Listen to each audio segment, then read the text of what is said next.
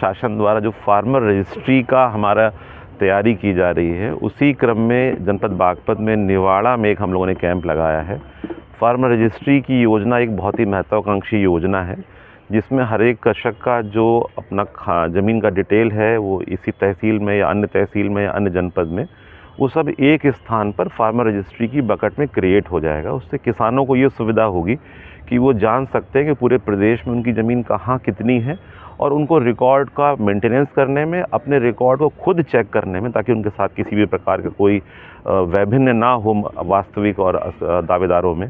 तो उसके लिए एक बहुत ही उपयोगी योजना है। इसमें किसानों को एक ऐप है, उस ऐप में आकर या तो जन सुविधा केंद्र हमारे हैं वो कर सकते हैं, या हमारे कैंप लग रहे हैं। इसी कैंप में निवाड़ा में हमारे लेखपाल, नायब तहसीलदार और हमारे कृषि विभाग के और पंचायत सहायक काम कर रहे हैं। फार्मर को अपना आधार कार्ड लाना होता है, मोबाइल नंबर जो लिंक है उसको लाना होता है। उसके क्रम में हम फार्मर का आधार वेरीफाई करने के बाद में लेखपाल से उसका मिलान करते हैं कि इसी व्यक्ति के नाम पर कितनी ज़मीन है।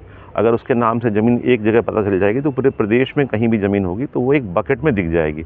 उस बकेट को कंफर्म करके हम लोग उस ज़मीन को फिर जब भी एक फार्मर रजिस्ट्री कंप्लीट हो जाएगी तो पूरे प्रदेश का सारा रिकॉर्ड उस किसान का उसको एक स्थान पर उसे मिल जाएगा या शासकीय सिस्टम को मिल जाएगा।